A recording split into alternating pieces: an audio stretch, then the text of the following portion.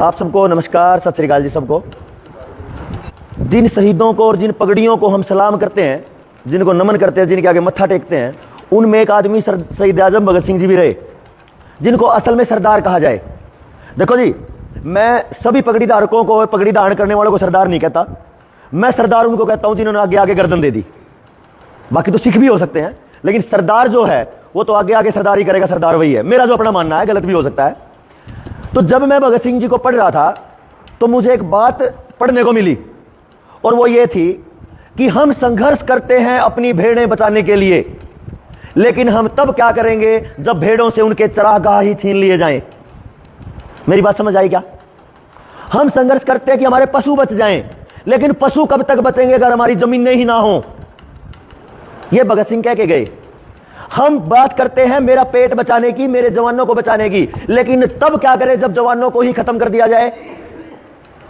हम बात करते हैं अपने बच्चों को बचाने की, लेकिन उन बच्चों को कहां तक बचाएं अगर उनको जहर खिलाया जाए हर दिन।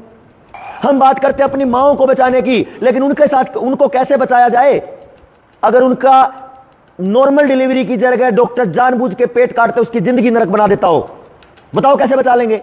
तो मुझे कई साल पहले भगत सिंह की वो पढ़ी हुई बात, या भगत सिंह जी की कही हुई बात मुझे इन भाइयों के माध्यम से अभी कहने के लिए जरूरी समझी, क्योंकि जो हम समझ रहे हैं, जिनको हम बचाने की कोशिश कर रहे हैं, जिन भेड़ों को, जिन पशुओं को, जिन बच्चों को, जिन माओं को, जिस जमीन को, वो छीन ली जा रही है। समस्या क्या आ रही है? देखो, एक समस्या जो बहुत खतरनाक सी हो रही है, मेरी नजर उतना देख पा रही है जितना मेरे सामने है, मेरे आगे जो है उतना ही तो देख पाएगी, लेकिन जरूरत कितनी है? जरूरत है, आपकी मोटरसाइकिल जब रात को लट्टू जलाती है, आगे की लाइट जलाती है, तो आपको पता चलता है 100 मीटर का दिखाती है, वो 100 मीटर तो दिखाएगी, लेकिन जब हम चलते हैं उसी लाइट में 100 मीटर जोड़ जोड़ के, 100 मीटर जोड़ जोड़ के शायद हजारों किलोमीटर चले जाएं और हम पहुंच भी जाते हैं। लेकिन समस्या क्या आ रही है? जब मेरी जमीन छीन रही है, मेरे समाज की जमीन छीन रही है, जब मेरे बच्चे छीने जा रहे हैं, जब मेरे परिवार को बीमार करके मारा जा रहा है, तो हमें मारने वाला दिखता नहीं कि है कौन असल में। क्योंकि मैं इसलिए यह बात कह रहा हूं, अभी भाई जी ने एक बात कही थी कि कोई यहां पे गुजर गया हार्ट अटैक से। कितनी उम्र थी उनकी? तकरीबन 50 से 60 से नीचे, 50 के आसपास थी। मैं आपको बताऊं, पहले हार्ट अटैक आते थे, पहले हार्ट अटैक को लोग कहते थे कोई दिक्कत नहीं है, अस्पताल में जाके ठीक हो जाएगा। क्या मैं ठीक कह रहा हूं? बता दियो जी। दूसरे नंबर पे जब दूसरा हार्ट अटैक आता था तो कह देते थे कोई दिक्कत नहीं है। तीसरे हार्ट अटैक में कह देते थे कोई सीरियस तो नहीं, डॉक्टर के पास पहुंच गया कि नहीं? अगर डॉक्टर के पास पहुंच गया तो बोले चलो बच गया, नहीं तो तीसरे नंबर पे सोचते थे कि कुछ समस्या बन सकती है, कोई दुर्घटना हो सकती है। लेकिन आज पिछले 3 से 4 साल से जितने भी हार्ट अटैक हो रहे हैं, वो हार्ट अटैक नहीं हो रहे, वो हार्ट फेल हो रहे हैं। हार्ट अटैक में मतलब है कि एक रुकावट आई, डॉक्टर तक पहुंच जाएगा आदमी, लेकिन हार्ट फेल का मतलब बैठा और गया। और जब हम इस पे पिछले 4 साल से बात कर रहे हैं, उन 4 सालों में जो तांडव मचा है, जो बर्बादी आप लोगों की आई है, उसमें हमें जमीनें क्या, अनाज क्या, कुछ भी नहीं। हमारे बच्चों को हार्ट अटैक आ रहे हैं, हार्ट फेल हो रहे हैं और जा रहे हैं। अच्छा, जिस दिन से ये टीका लगा था इस बीमारी का, जिसको कोरोना कह रहे थे, क्या आपको लग रहा है कि घुटने खराब हुए? घुटनों में दिक्कत आई किसी को? किसी को बुखार आया? हार्ट फेल हो रहे हैं।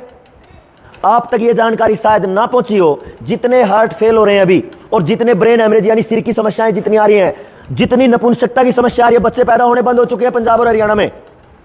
हरियाणा की अगर बात मैं कहूं, पिछले साल 2023 में हरियाणा में 1,38,000 बच्चे टीके के हैं, और यही हाल पंजाब का। तो पंजाब तो और आगे है, क्योंकि पंजाब तो और ज्यादा जहर खा रहा है, पंजाब तो और ज्यादा चिट्टा खा रहा है, पंजाब तो और ज्यादा नशे में है। उनको कौन बचाएगा? उनकी बात कौन करेगा? तो धीरे धीरे करके मैं आपको एक बात कहना चाह रहा हूं कि हम बात कर रहे हैं अपनी भेड़ें बचाने को, लेकिन कोई आके हमारे चरागाह ही खा गया, हमारी जमीन नहीं खा गया। कौन खा गया? चलो एक बार दिल्ली की तरफ ले चलूं मैं आपको। मेरी बात समझ आ रही है ना? हाँ जी, आ रही है? बताओ, आ रही है? फिर ठीक है, दिल्ली चलते हैं। दिल्ली में और हरियाणा की तरफ आओगे तो एक जिला है झज्जर।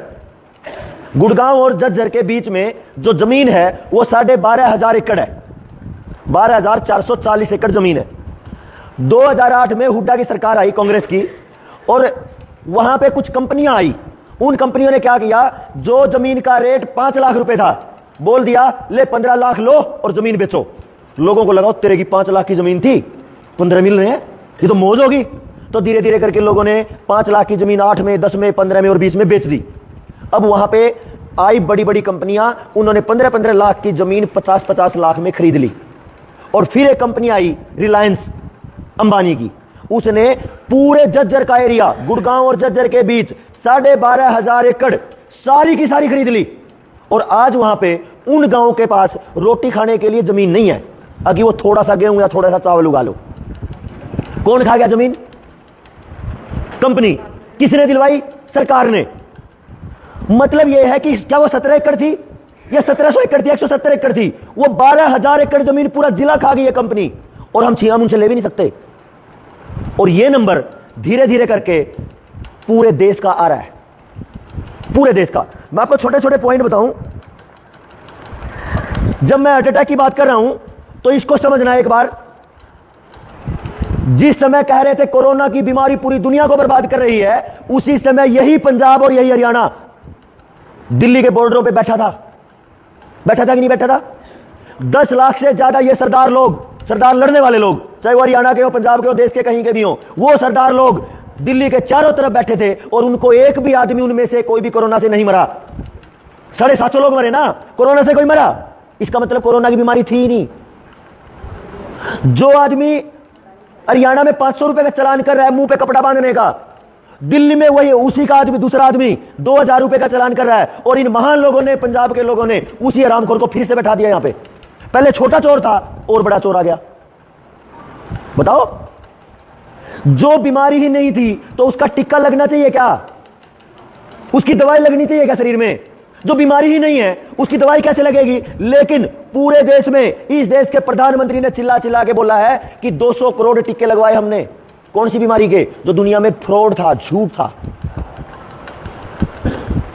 हम बात किसकी करें? पहले अपने बच्चे को बचाने की करें, अपने रोटी को बचाने की करें, अपनी जमीन को बचाने की करें, अपनी माओ को बचाने की करें, अपनी पगड़ी की बचाने की करें, अपने परिवार, अपने समाज, अपने रिश्ते, अपने मर्यादा, अपने सिद्धांतों को बचाने की करें। किसको बचाएं? आपके पास छोटा क्या इन्होंने? क्या जो 25-30 साल पहले मर्यादाएं थी, जो 25-30 पहले सम्मान था मेरी माताओं का, मेरी बहनों का, आज वो है? कहां गया? टेलीविजन ला के गंदगी दिखाई गई, गंदगी को देख देख के बच्चे बिगड़ रहे हैं और गंद मच गया समाज में, और हम बैठे हैं यहां पे आराम से। बताओ, टेलीविजन बैठ के माँ बाप, बेटा बेटी इकट्ठे देख सकते हो? तो इकट्ठे माँ बेटी, बाप बेटी, बाप बेटा क्या देख सकते हैं किसी फिल्म को? मेरी बात आप तक आ रही है क्या? अब तो मोबाइल आ गया, मोबाइल पे आप देखोगे कुछ और दिखाएगा मोबाइल कुछ गंद। आपका बच्चा 5 साल का है तो उस पे गेम आएंगे अपने आप। आपका बच्चा 10 साल का है तो उस पे कुछ और आएगा। आपका बच्चा 13-14 साल का है तो उस पे जुआ आएगा। और आपका बच्चा 18 साल का है तो उस पे नंगी वीडियो आएंगी। कौन बर्बाद कर रहा है? हमें पता ही नहीं। जब हमने इसको पूरे खेल को समझना शुरू किया तो मेरे बुजुर्गों, मेरे नौजवान साथियों, माताओं, बहनों, मैं आपको बहुत ठंडे दिमाग से कुछ बातें कहना चाहता हूं। जब हम इस पे देख रहे थे, ये बीमारी जिस दिन आई थी उसी दिन हमने ये कहा था कि बीमारी तो नहीं है, लेकिन इसके बराबर में टिक्के ठोके जाएंगे। कौन से टिक्के? जो बिना बीमारी के बीमार करने के लिए लगेंगे। तो जब इसको पूरा का पूरा देखा और समझा तो पता करना कैसे हुआ ये काम। भाई एक मिनट समझना इसको। जब ये बीमारी आई 2020 में, तो 2020 से 1.5 महीना पहले 18 अक्टूबर 2019 को, जिसके पास बड़े बड़े फोन है इसको सर्च करना, सभी जो भी पढ़े लिखे हैं जो उस पे सर्च कर सकते हैं गूगल पे, सभी करना। 18 अक्टूबर 2019 को एक दुनिया में प्रोग्राम होता है, उसका नाम है इवेंट 201, इवेंट 201। उस इवेंट में दुनिया के बड़े बड़े अमीर लोग, Bill and Melinda Gates foundation, WHO की पूरी टीम, UNO की पूरी टीम, जो स्वास्थ्य विभाग अमेरिका का है उसकी पूरी टीम, स्वास्थ्य विभाग चीन का है उसकी टीम, रूस की टीम, लगभग 150 लोग वहां बैठे अमेरिका के एक बड़े होटल में। कुछ बातें जब पिछली बार मैं आया था इधर अहमदगढ़ मंडी में, तो कुछ बातें वहां पे भी की थी इसी टाइप की, तो वो कुछ बातें जो रिपीट होंगी, ठीक है। बाकी मैं आपको आज के समय में जो तबाही का मंजर है मैं उस पर कुछ चर्चा करके जाऊंगा, और अगर आपको लगे कि ये बातें हमारी भी हैं तो फिर हमें इकट्ठा होना पड़ेगा, नहीं तो कोई समाधान है नहीं। तो उसमें बताया क्या इवेंट 201 में? इवेंट 201 में वो लोग ये कह रहे हैं कि भाई दुनिया की जनसंख्या ज्यादा हो गई। समझना मेरी एक एक बात को, दुनिया के लोग ज्यादा हो गए और ये लोग अगर ऐसे ही बढ़ते रहे तो हमारे लिए खतरा है, क्योंकि बहुत ज्यादा प्रदूषण हो जाएगा तो सांस आना बंद हो जाएगा, तो ये धरती खतरे में आ जाएगी। इसलिए लोगों का क्या करो, निपटा दो। कितने लोगों को, समझना वो क्या कह रहे हैं, कितने लोगों को निपटाने की बात है। पूरी दुनिया के 70 से 75% लोगों को 2030 तक निपटाने का प्लान है उनका।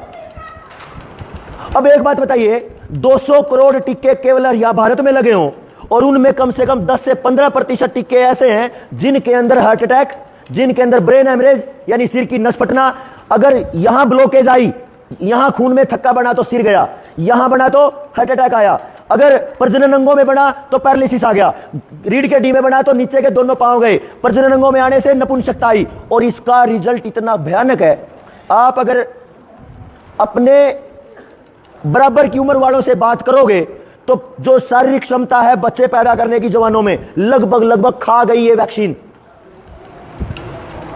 बात करना आप, इस हद तक खतरा है। अच्छा, भाई साहब की बात से मैं सहमत हूं, जो जमीनें कंपनियां खा रही हैं उन जमीनों को समाज को क्यों ना दे दिया जाए। हरियाणा की बात मैं करूं, पिछले प्लान में, सरपंचों के पिछले प्लान में 5 साल सारी की सारी तालाबों की जोड़ों की जमीन, सारी की सारी स्कूलों की जमीन, सारी की सारी अस्पतालों की जमीन, जो पंचायती जमीन, गौशाला की जमीन, चौपालों की जमीन, सारी की सारी जमीन सरकार ने अपने नाम कर ली और किसी को पता भी नहीं चला।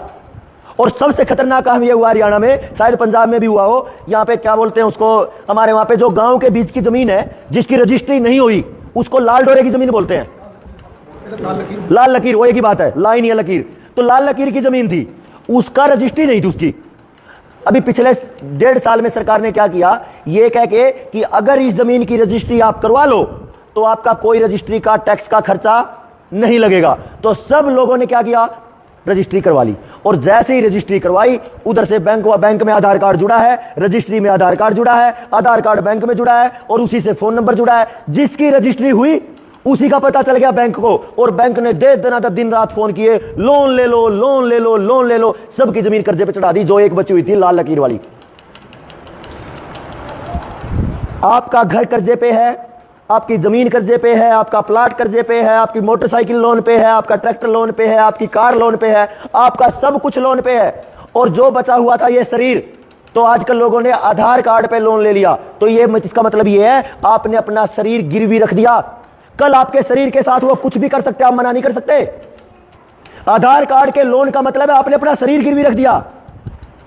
और शरीर गिरवी रखने का मतलब समझ रहे हो, या बोलना पड़ेगा मुझे, अपने आप को, अपने शरीर को बेच दिया आप लोगों ने, हमने।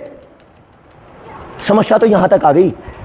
अब मेरा शरीर अगर गिरवी पड़ा हो बैंक में और अगर मैं उसका कर्जा ना चुका पाऊं तो वो क्या करेगा, चल भाई अस्पताल में तेरी किडनी बेचूंगा मैं, तो मना कर सकता हूं क्या मैं? मेरा हार्ट निकाल के बेचेगा, मेरा दिल निकाल के बेचेगा, बेचेगा क्योंकि उसकी प्रॉपर्टी हमने ही तो बनाई थी अपने आप को। समस्या तो यहां तक है। तो मैं जो बात आपको कह रहा था हार्ट अटैक वाली, वो हार्ट अटैक की बात 2019 से पीछे अगर जाओगे तो हमने सरकार से पूछा था आरटीआई में, और आरटीआई में पता चला जो कोरोना को टेस्ट करने की जो वो टिके थे, वो जो टेस्ट करते थे ना, किट थी आरटीपीसीआर किट, वो किट 2017 में खरीदी थी अमेरिका से। अच्छा, बीमारी आई 2020 में और टेस्ट करने के लिए किट खरीद ली 2017 में, और उसका जब बिल देखा तो बिल पे नाम बीमारी का है जो 2020 में आई। समझ रहे हो?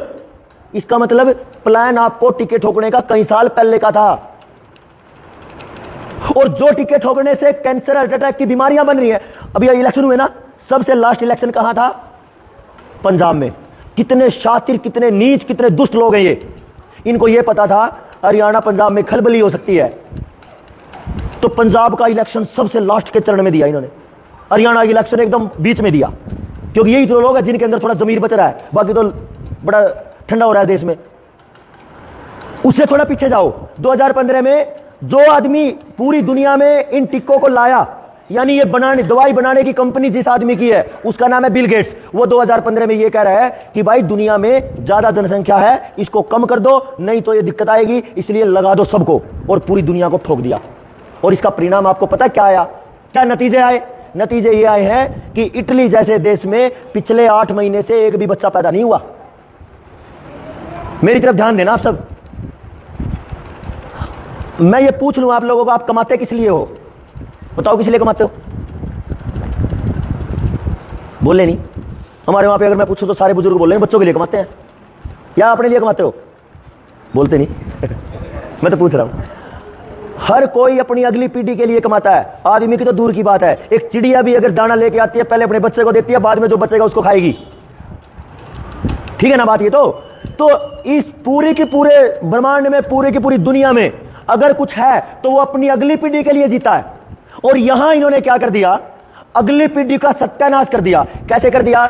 सबसे पहले तो जैसे ही मां के गर्भ में बच्चा आया वहीं से टिक्के ठोकने शुरू कर दिए। कहीं लगते हैं ना, 3 से 4 टिक्के लगते हैं गर्भ में। जब जन्म होता है डिलीवरी के टाइम फिर 2-3 ठोकते हैं। और सत्यानाश तो वहां करते हैं, अगर आप सब ने इसको जांचा हो, डॉक्टर के पास जाओ, डॉक्टर बोलेगा कि भाई बच्चा तो उल्टा है पेट में, तो क्या करो जी? ये नहीं ठीक होएगा, क्या करो? ऑपरेशन कर दो। पेट काटा, निकाल दिया। अब उस पेट के उस बच्चे के साथ में आहार नाल निकलती है 5-6 फीट की, जिसमें बच्चे को मां के शरीर से खून मिलता है, भोजन मिलता है। यहां एक बहुत बड़ा ब्लंडर हुआ। क्या हुआ? ये जो डॉक्टर बैठे हैं ज्यादातर चोर, ये करते क्या हैं? वो जो इतनी लंबी पाइप है उसको पेट के पास से काट देंगे और उस पाइप में एक थैली खून होता है। उस पाइप में जो मां के शरीर से आई है उसमें एक थैली खून होता है और बच्चा होता है इतना सा। तो उस इतने से बच्चे के लिए एक थैली खून तो बहुत बड़ी चीज है। हमारी दाई जो होती थी दाई मां, वो क्या करा करती? पीछे से उसको ऐसे पकड़ेंगी और पूरा सींट के सारे खून को पेट में कर देंगी और वहां से पकड़ के काट के बांध देंगी। यानी वो एक थैली खून पूरा शरीर में दे दिया। अब उसको बीमारी नहीं आनी। क्या मेरी बात ठीक लग रही है आपको? अब ये डॉक्टर क्या कर रहे हैं? उस सारे खून को बाहर ही काट देते हैं और अगले दिन बता देते हैं इसको पीलिया है, इसको खून की कमी है, इसको एनीमिया है, इसकी ये बीमारी, इसकी वो बीमारी। और अगले हफ्ते 10 दिन 15 दिन हॉस्पिटल में रखने के लाखों लेते हैं। और लाखों तो चलो चले गए, बच्चे के बराबर में क्या लाख रुपए की बात है अगर पीढ़ी बच रही है तो। लेकिन वो बच्चा पहले सांस से लेके आखिरी सांस तक डॉक्टरों का गुलाम है, दवाइयों का। वो सारी जिंदगी दवाइयां खाता है। क्यों? क्योंकि मां के पेट से निकलते ही उसकी कमजोरी आ चुकी है। ऐसे ऐसे षड्यंत्र भी हैं। अब डॉक्टर आपके बच्चों को अलग से मारने को चल पड़े हैं। आपके खेतों में पड़ने वाला जहर कितना आपको पता है? ये पंजाब ही है, बठिंडा का एरिया, जहां से कैंसर ट्रेन जाती है कि नहीं कैंसर ट्रेन? यही वो पंजाब है जिसमें लाखों युवा नशे से मर रहे हैं हर दिन। ये वही पंजाब है ना? तुम कौन सी बात करें? है जी, आप तो अग्गू लोग हो, कौन सी बात करें? इन माओं को आगे आना पड़ेगा इस बात को समझ के कि ये षड्यंत्र चल रहा है। आपके बच्चों को मारने की बात चल रही है, आपके बच्चों को तबाह करने की बात चल रही है। बाकी बात तो बड़ी छोटी है। और वही आदमी जो बिल गेट्स है वो 2011 में कह रहा है कि भाई हमने पूरी दुनिया में जो गर्भ निरोधक गोलियां आती है ना, ये गोलियां माताओं को, बहनों को खिला खिला के 15% जनसंख्या तो खत्म कर ही दी। अब देखो, हमें लगता है हमारा पड़ोसी हमारा दुश्मन है, हमें लगता है ये कल ये सरपंच है ये हमारा दुश्मन है। असली दुश्मन का तो हमें पता ही नहीं। जिस पे असली लाइट पड़नी चाहिए, जिसके असली षड्यंत्र का पता चलना चाहिए, उसका तो हमें पता ही नहीं। हमें तो आपके घर में आपको टीके लगा के गई कौन? आशा वर्कर, आंगनवाड़ी वाली, कौन है वो?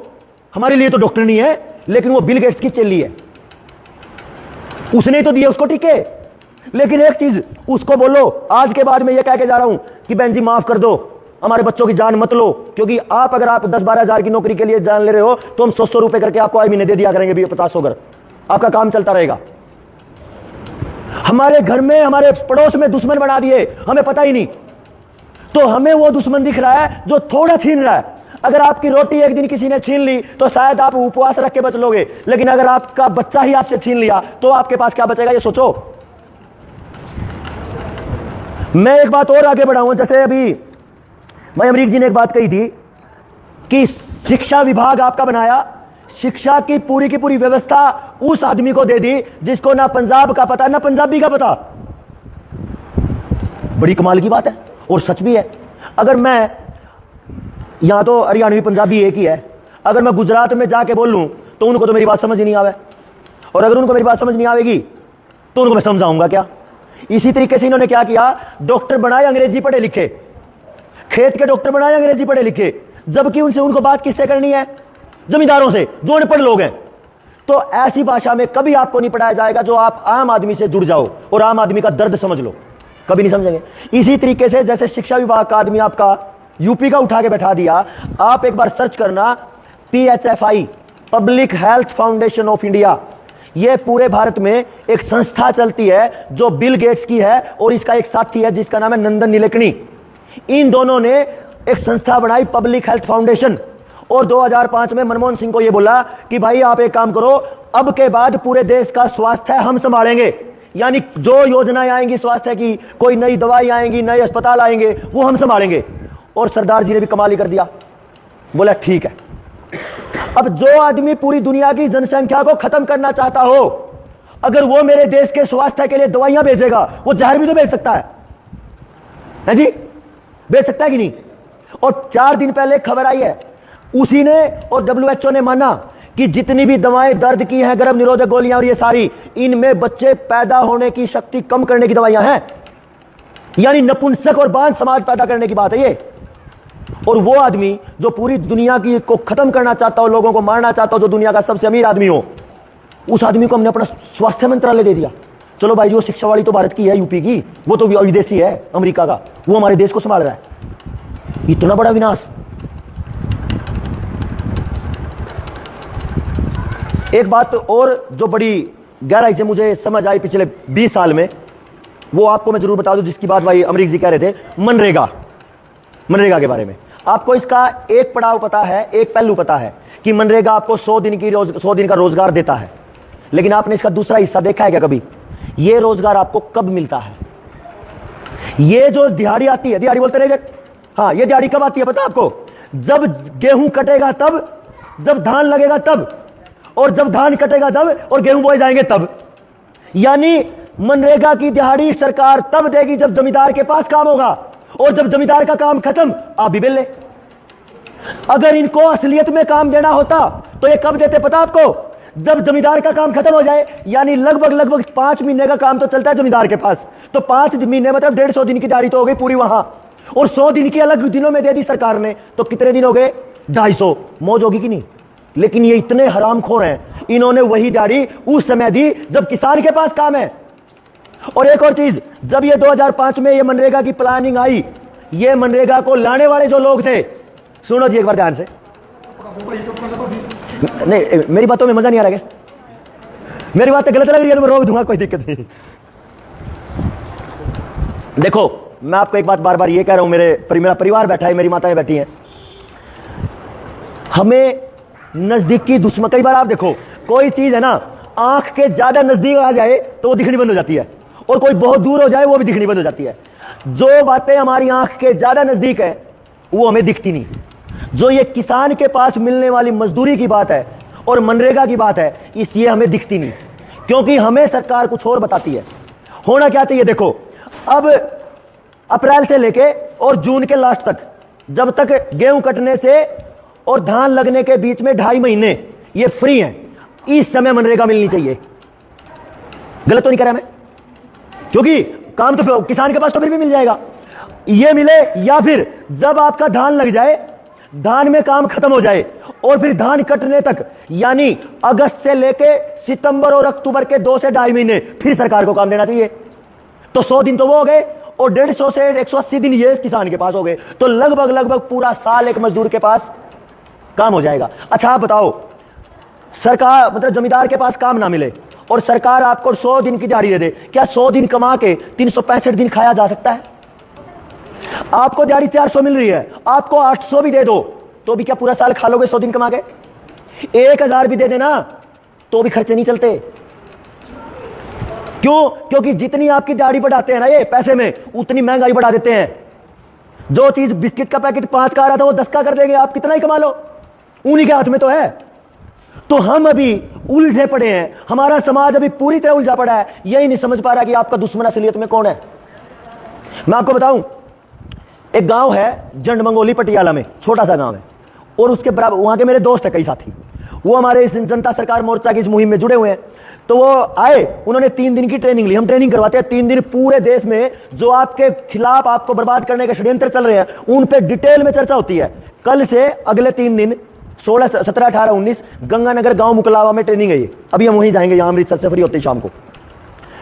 एक भाई को ये बात समझ आ गई सारी, उसने जाते ही गांव में गया, पता चला इलेक्शन का टाइम है, अभी इलेक्शन गए 1 तारीख से पहले, तो बीजेपी का एक बंदा गांव में आया हुआ था, कोई एमपी का इलेक्शन वाला, जो मतलब सांसद की सीट के लिए कैंडिडेट था, जो उसने बोला जी उसको कि भाई साहब सवाल पूछना है आपको।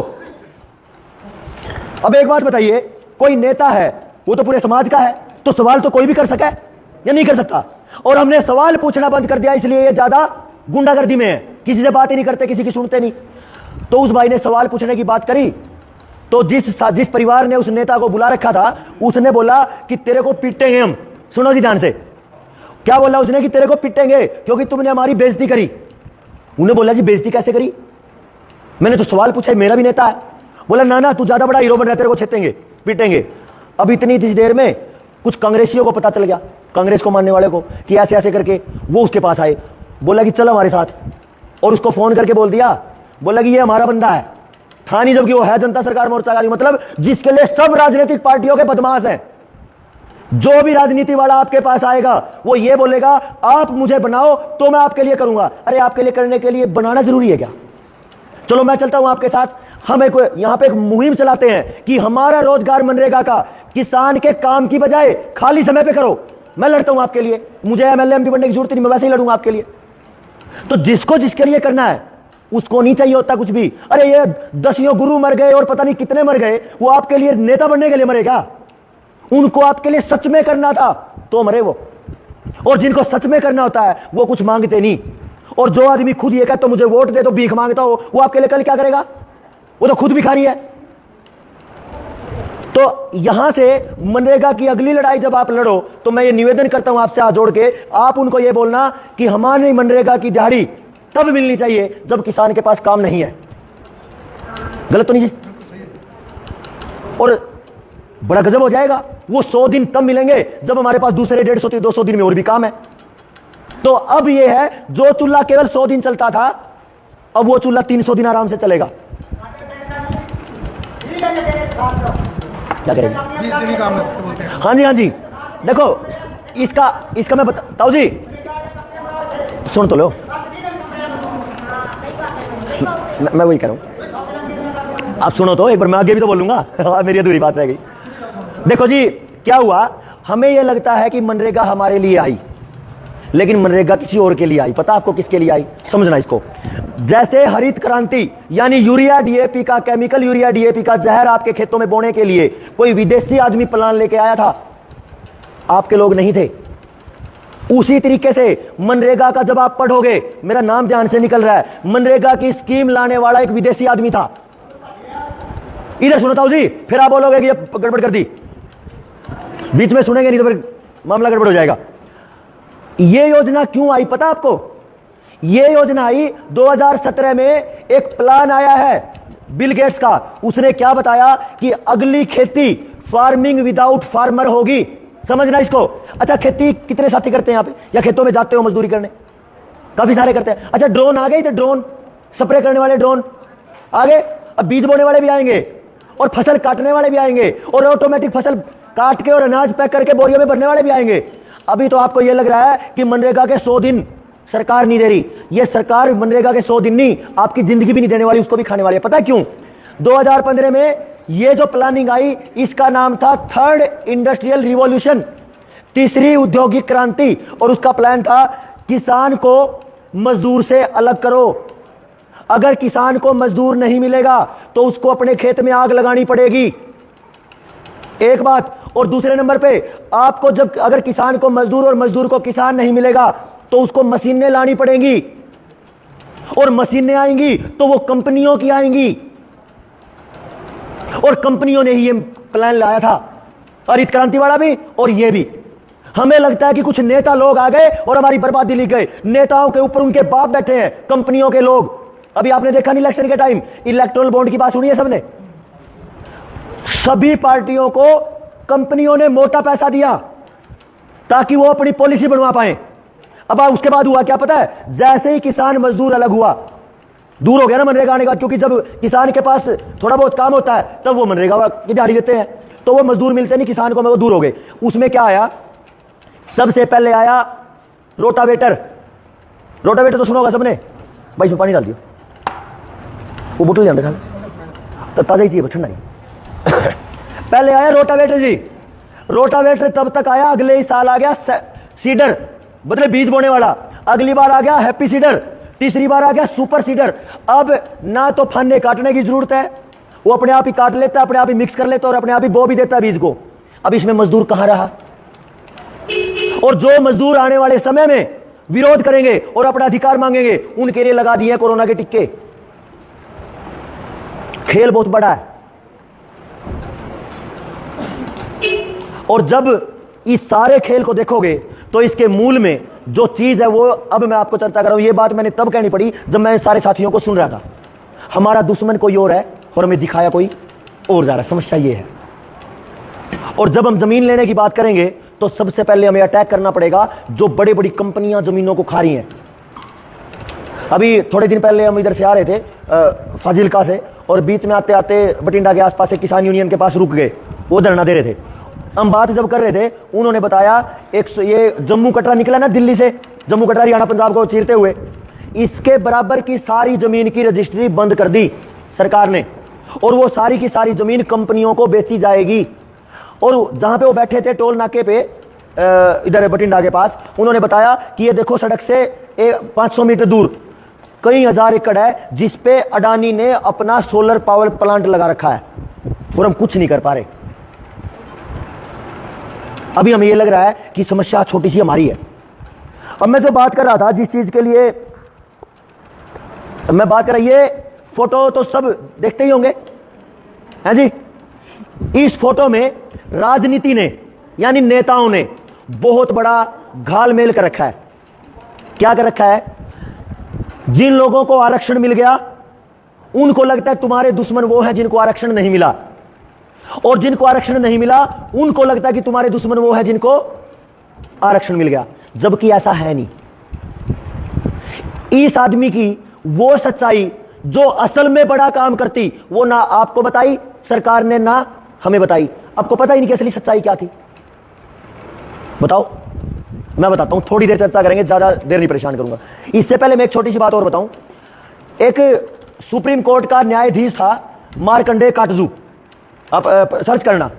उसने एक निर्णय दिया था जी, ध्यान, क्योंकि ये बात बड़ी सीरियस है इसलिए ध्यान से समझने की जरूरत है। उसने एक निर्णय दिया 2015 में। उसने निर्णय ये दिया, इस देश में 8% लोग ही मूल निवासी हैं। जजमेंट कह रहा है, जज कह रहा है, मैं नहीं कह रहा। अच्छा, मैंने इसको पढ़ा कि ये मूल निवासी क्या है या ये आदिवासी क्या है, पता तो चले। आपको ये बात आज तक शायद ना पता हो, मैं बता दूं। और मैं उसको भाई आपको फोन में देके जाऊंगा, उसको पूरा पढ़ के सुनाना सभी को, बल्कि मैं भी पढ़ के सुना दूंगा बाद में, बात करने के बाद। इस देश में जिन जिन लोगों ने Aadhaar card, PAN card, ration card, voter card, licence जो भी बनवा रखा है, वो इस देश के लोग नहीं हैं। कौन कह रहा है? सुप्रीम कोर्ट का चीफ जस्टिस। तो फिर उसमें एक बात है कि असली है कौन, जो यहां का मूल निवासी हो, जो यहां का असली आदमी हो। तो उसमें बताया केवल 8% लोग हैं वो। तो वो 8% लोग कौन है? बोला वो हैं आदिवासी जंगलों में रहने वाले, जो ना यहां के नियमों को मानते, ना कानून को मानते, और ना अंग्रेजों की बनाई हुई व्यवस्था को मानते। 1860 में पुलिस बनी थी जिसने भगत सिंह जैसे लोगों को मारा, पीटा, काटा। वो 1860 की पुलिस आज भी लागू है। वो इस प्रशासन को नहीं मानते, वो इस न्यायालय को नहीं मानते। तो वो 8% कौन है जिसको उच्चतम न्यायालय ये कह रहा है कि वही 8% लोग असली हैं? तो ये बात जब मैंने पढ़ी तो मेरे दिमाग मतलब हिल गया, ऐसा भी कुछ है। तो उन्होंने बताया सबसे पहले पूरे देश में जो जनगणना शुरू हुई, मैं आपको मोटी मोटी बातें बताऊंगा, जिसने हमारे समाज को बर्बाद किया। क्योंकि मेरा मानना यह है, यह व्यक्ति एक महापुरुष है, ठीक है जी। और मैं पीछे भी कह के गया था, महापुरुष किसी एक बिरादरी और एक जाति के नहीं होते, महापुरुष पूरे समाज के होते हैं। वो जो बात बताते हैं वो हर किसी के फायदे की होती है, और जो किसी एक के फायदे की होगी या किसी एक बिरादरी के फायदे की होगी, फिर वो महापुरुष की श्रेणी में नहीं है, फिर वो स्वार्थी व्यक्ति होगा। लेकिन ये लोग जो देश के लिए बहुत बड़ा काम कर गए, ये महापुरुष लोग किसी एक जाति, एक बिरादरी, एक उस वर्ग के नहीं है। तो इसने इन पे जो बात आई उस पे मैं बात करूं, उससे पहले मैं बता दूं, सबसे पहले जो जनगणना देश में हुई थी, जनगणना होती है ना कि देश की जनगणना हुई है, 2021 से अभी तक देश की जनगणना नहीं हुई। पता आपको 2021 में जो जनगणना होनी थी वो नहीं हुई। पता है क्यों? क्योंकि आंकड़े कोरोना के बाद बहुत खतरनाक हैं, और वो इतने खतरनाक हैं कि एकदम से इतने लोग कैसे मर गए। और ये आंकड़ा इनको बताना पड़ता कि एकदम से इतने लोग मरे कैसे, तो इन्होंने जनगणना ही नहीं करी। तो सबसे पहले 1824 में अंग्रेजों ने बंगाल के एक छोटे से हिस्से में जनगणना करी, कितने के लोग हैं, कितनी की जरूरत है। उससे आगे बढ़ के पूरा बंगाल ले लिया, फिर कोई दूसरा हिस्सा सूरत का ले लिया। सबसे जब पूरे देश जब गिना गया, पूरे देश की जब जनगणना हुई तो वो हुई 1881 में। फिर जनगणना हुई 1891 में। आपको लग रहा होगा जनगणना क्यों बात कर रहा है। मेरे परिवार के लोगों, मैं आपको इसलिए कह रहा हूं क्योंकि जब अंग्रेजों ने जनगणना शुरुआत करी पूरे देश की, उन्होंने ना तो कभी हिंदू बताया, ना कभी मुस्लिम बताया, ना कभी सिख बताया, और ना उन्होंने जातियां बताई। उन्होंने केवल यह बताया था पहली दूसरी जनगणना में कि भारत में इतने लोग हैं और इतने पुरुष और इतनी महिलाएं, इतने बच्चे हैं। तो इसका मतलब यह था कि जब अंग्रेजों ने हमें जातियों के बारे में नहीं बताया उस समय, तो हमारा समाज ठीक ठाक था। समझना इसको।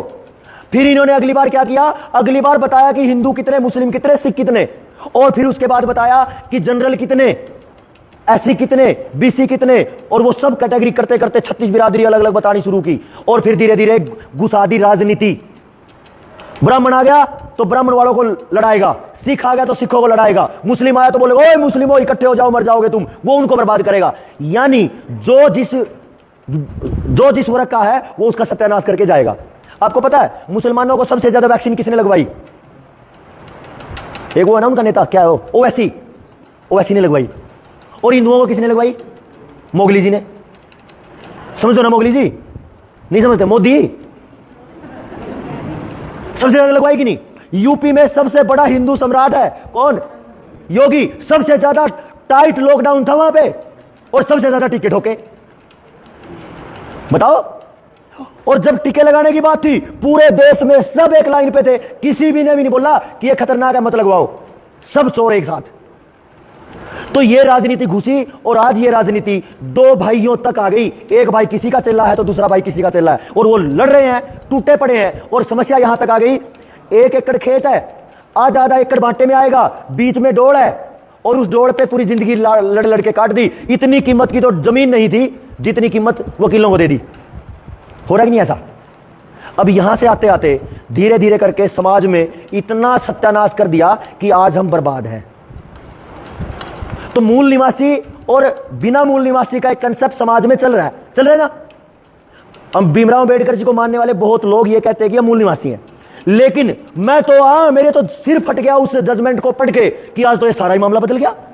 और ये तो न्यायालय कह रहा है, मैं आपको तो अभी ट्रांसफर करूंगा। वो 8% लोग केवल देश के मूल निवासी हैं, बाकी जिन्होंने अपने आधार कार्ड पैन कार्ड बनवा लिए वो माइग्रेंट हैं, यानी वो विदेशी भारतीय हैं। यानी जिन्होंने अंग्रेजों की पुलिस प्रशासन को मान लिया वो भारत का नहीं बचा। उसका मतलब ये है।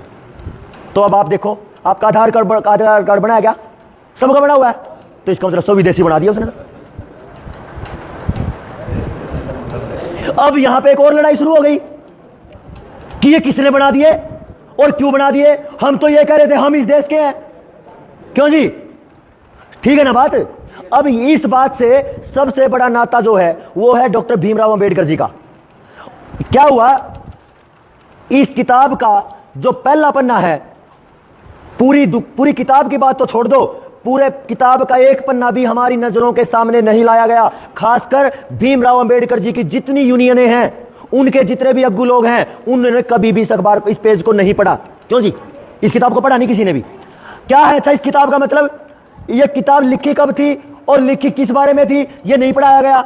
यह किताब है बाबा साहेब डॉक्टर भीमराव अंबेडकर जी। किताब का नाम है रुपये की समस्या, इसका उद्भव और समाधान। यानी रुपये पे जो हम जेब में डालने फिरते हैं, इसके बारे में डॉक्टर भीमराव अंबेडकर जी ने कुछ लिखा है, लेकिन वो हमें कभी बताया नहीं गया।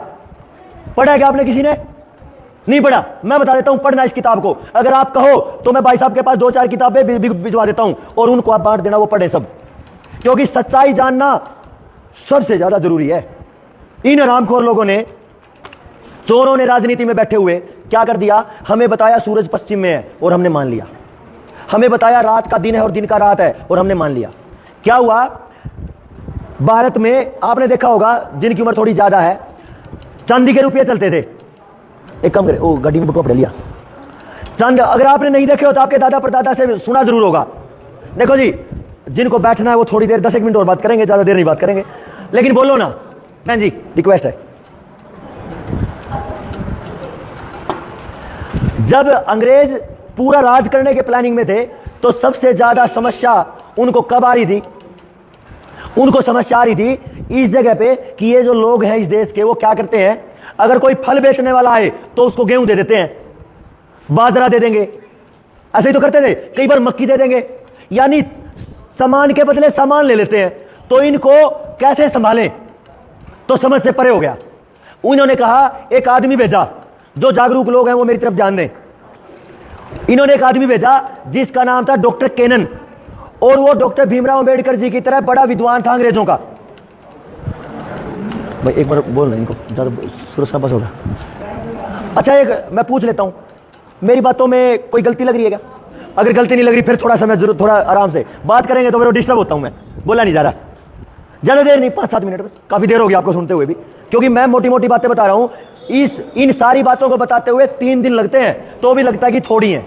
तो मैं आपको मेन से पॉइंट बता के जाऊंगा यहां पे, और रिक्वेस्ट भी करूंगा अगर आपके पास, भाई जी भाई थोड़ी देर बैठ जाए, बार बार बोलना पड़ेगा, अच्छा नहीं लग रहा।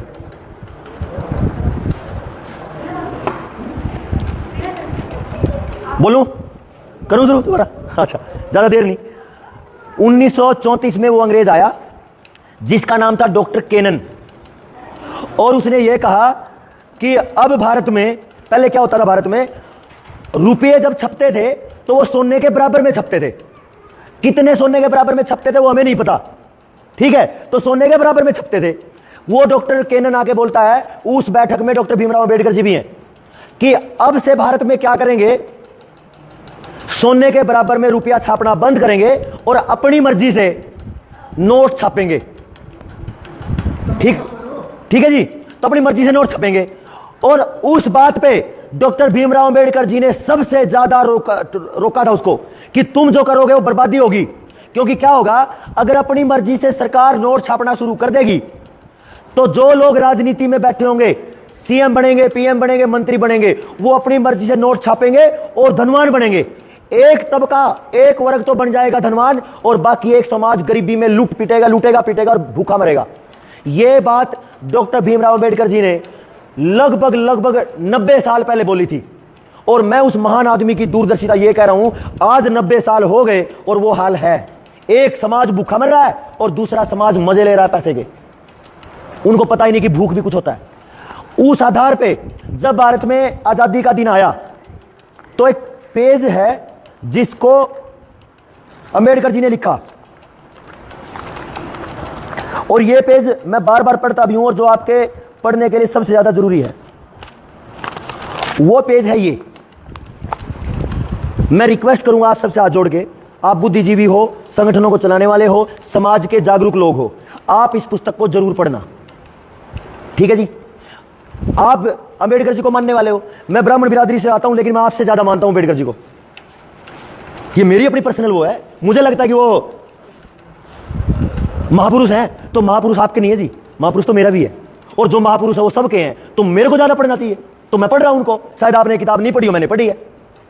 तो ये क्या कह रहे हैं, कब कह रहे हैं, जिस दिन संविधान सभा में संविधान को लागू करने की बात हो रही है 26 जनवरी 1950 को, वो ये कह रहे हैं 26 जनवरी 1950 को हम अंतर्विरोधों के जीवन में प्रवेश करने जा रहे हैं। यानी समाज एक दूसरे में लड़ेगा भिड़ेगा, विरोध में फंसेगा। राजनीति में हम समानता प्राप्त करेंगे, यानी एक वोट चाहे राष्ट्रपति का है चाहे प्रधानमंत्री का है, वो उतनी ही कीमत का है जितना मेरी वोट कीमत का है। मेरे एक आदमी की एक ही वोट कीमत है, और वो चाहे राष्ट्रपति है चाहे एक मजदूर है। वो कह रहे हैं कि राजनीति में तो हम बराबर हो गए, लेकिन हमारे सामाजिक और आर्थिक जीवन में असमानता हो गई। यह बात उन्होंने डायरेक्टली नहीं बोली, यह बात उन्होंने बोली 16 साल पहले 1934 में डॉक्टर केनन के साथ हुई बहस के कारण। उसमें मैं बात करूंगा अभी। तो क्या बात बोली कि हो जाएगा, राजनीति में तो हम एक आदमी एक वोट हो गए, एक वोट एक कीमत को सिद्धांत को मान लिया, लेकिन हम सामाजिक और आर्थिक जीवन में सामाजिक और आर्थिक ढांचे के अंतर्गत बराबर नहीं हुए। कैसे हुए बताओ? किसी के पास जमीन लाखों एकड़ है तो किसी के पास फुटी एक गज भी नहीं है, किसी के पास दिहाड़ी करने का भी काम नहीं है तो कोई लूट मचा रहा है कई 100 करोड़ की। एक आदमी अगर 5,000 का कर्जा ले ले उसकी जानलेवा हो जाता है बैंक, और एक आदमी 8-8, 10-10, 20-20 हजार करोड़ लेके भाग जाता है, कोई कुछ नहीं बोलता। ये क्या है? ये सामाजिक बर्बादी और सामाजिक असमानता है, बराबरी नहीं है ये। फिर आगे वो कह रहे हैं, देखो इन विरोधों के जीवन में को हम कब तक सहन करेंगे? ये तो चलेगा, एक आदमी अमीर एक गरीब, उनका झगड़ा हमेशा चलेगा, तो इसको सहन कब तक करोगे? दूरदर्शिता किसी आदमी की इस बात से पता चलती है कि वो कितनी लंबी सोचता है। यह बात कितने दिन पहले चल रही है? 74 साल पहले। तो कितनी लंबी दूरदर्शिता की बात उस व्यक्ति ने सोची होगी। तो महानता में तो कोई कमी नहीं, तो जो महान है वो सबका है। आगे वो कह रहे हैं, हम अपने सामाजिक और आर्थिक जीवन में समानता को कब तक नकारेंगे? अगर यह असमानता लगातार बनी रही तो राजनीतिक स्वतंत्रता खतरे में पड़ जाएगी। बताओ आप इलेक्शन लड़के देखो, 2 वोट नहीं आएंगी, और जो लोग शराब पिला के और नशा बेच के जाएंगे वो आपको कल लूटने के लिए फिर नेता बने मिलेंगे। क्या है ये? राजनीतिक विरोध और राजनीतिक असमानता। तो राजनीतिक असमानता समानता खतरे में पड़ जाए, स्वतंत्रता जितनी जल्दी हो सके इन अंतर विरोधों को खत्म करना होगा, अंबेडकर साहब कह रहे हैं। वरना वे लोग जो इस असमानता को भोग रहे हैं, कौन? नेता लोग, वही तो मजे ले रहे हैं पैसे के। राजनीतिक लोकतंत्र के ढांचे का जिसे संविधान सभा ने बड़ी मेहनत से बनाया है उसको उखाड़ देंगे, यानी आपके संविधान को बर्बाद कर देंगे। और मैं आपको संविधान को बर्बाद करने की बात बता दूं, 2 महीने पहले संसद में 171 सांसदों को सस्पेंड कर दिया। पता आपको? विपक्ष में बैठे हुए 171 सांसदों को बाहर निकाल दिया और उसके पीछे से वोटिंग करवाई और नया संविधान लागू करवा दिया। पता आपको? मेरे बुजुर्गों, मेरे नौजवान साथियों, यह सबसे बड़ी बर्बादी की बात है कि मेरे देश का संविधान बदल चुका है और हमें पता भी नहीं। जो पहले दंड संहिता थी अब वो न्याय संहिता कर दी। जो समाज के लिए लड़ने वाले लोग थे उनको केवल 15 दिन रखा जा सकता था न्यायिक हिरासत में, अब उनके लिए 90 दिन कर दिया। अगर मैं समाज के लिए बोलने वाला हूं और राजनीति के विरोध में बोलने वाला हूं तो कल मुझे उठाएंगे और 90 दिन अंदर डाल देंगे, और वहां पे ट्रीटमेंट जो करेंगे, दवाइयां जो देंगे वो अपनी मर्जी से देंगे। अब वो दवाइयां कैसी होंगी ये क्या पता? अगर कोरोना वाली हुई तो समाज के लिए लड़ने वालों को सफाया करने का प्लान है। तो ये जो रुपये वाली बात है ये अंबेडकर साहब के पास कैसे आ गई? जब मुझे पता चला इस सारे खेल का तो मुझे एक बात और पता चली, अंबेडकर साहब ने कानून पे इतना सा काम किया लेकिन रुपये पे इतना काम किया, लेकिन इतने बड़े काम को समाज को कभी बताया नहीं गया, सरकारों ने कभी नहीं बताया। इसको आप समझना थोड़ा सा। हम जो काम करना चाह रहे हैं वो समझना क्या करना चाह रहे हैं।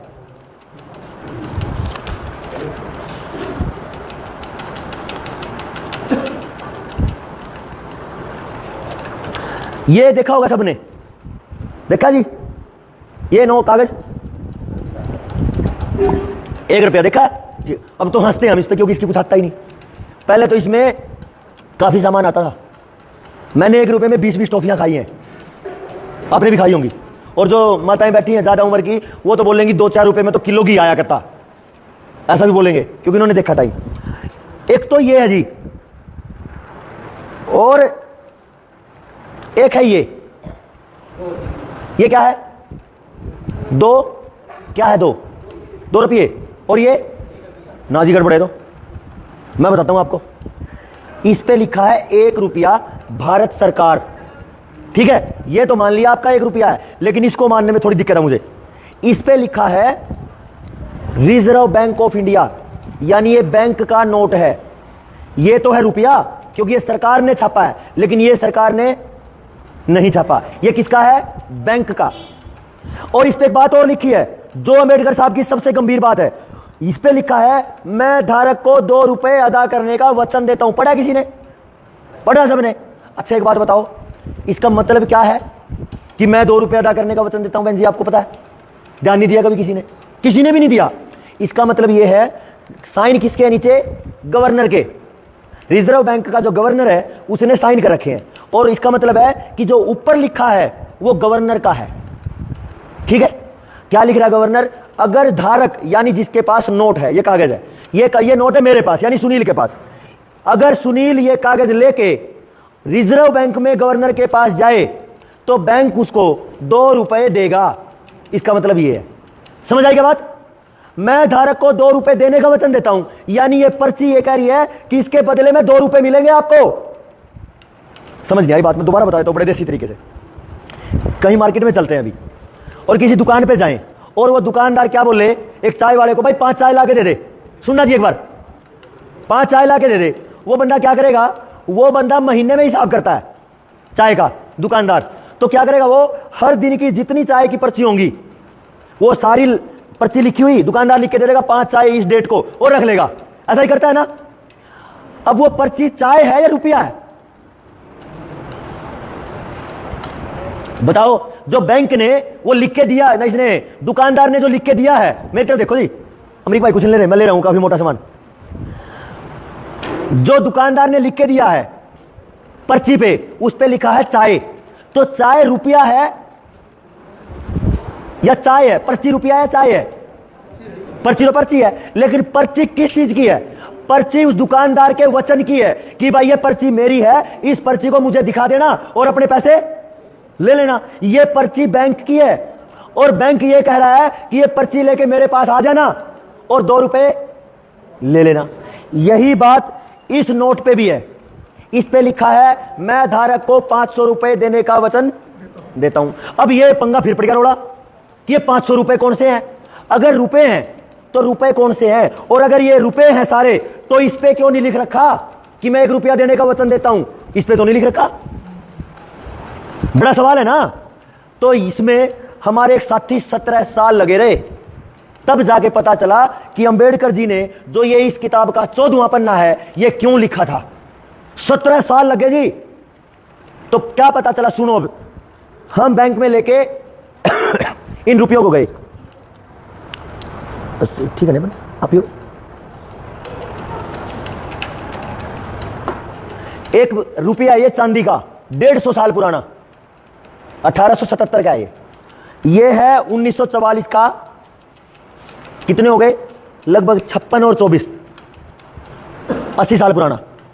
ये इसमें 50% चांदी है और 150 साल पुराने में 100% चांदी है, शुद्ध चांदी का है। और एक ये रुपया देखा होगा आपने, इसमें कुछ नहीं है, लो है, ठीक है। और एक ये तो मैंने आपको दिखाया ही है, एक कागज का, ये 4 रुपए ये हम इसको लेके बैंक में गए थे और बैंक वाले को जब जमा करवाए तो उसने कागज का रुपया भी और चांदी का रुपया भी एक ही मान लिया। अच्छा ठीक है क्या? और अगर मैं इसको सुनार के पास जाऊं लेने तो ये लेने के लिए ऐसे 900 देने पड़ते हैं, समझ रहे हो। अगर सुनार के पास जाएं तो इसमें और इसमें 900 गुना का फर्क है, और बैंक हरामखोर ये कह रहा है कि ये दोनों बराबर हैं। अगर ये दोनों बराबर हैं तो हमने एक बात और कह दी कि ये काम कर, ये रख ले और ये दे दे, ठीक था क्या भाई। तेरे लिए अगर बराबर है तो कागज वाला रख, लोहे वाला रख और ये वापस कर दे, ऐसे बैंक वाले मना करके। तो हमने ये पूछा सरकार को, रिजर्व बैंक को और बहुत सारी जगह कि भाई रुपये को बताओ तो इनमें असली कौन सा है। कोर्ट में भी पूछा, सुप्रीम कोर्ट में, तो किसी ने नहीं बताया। तो वो अपने जो साथी हैं 17 साल जिन्होंने मेहनत करी वो लगे रहे, और पता चला बहुत बड़ी चीज जो उन्होंने 17 साल खपाने के बाद निकली।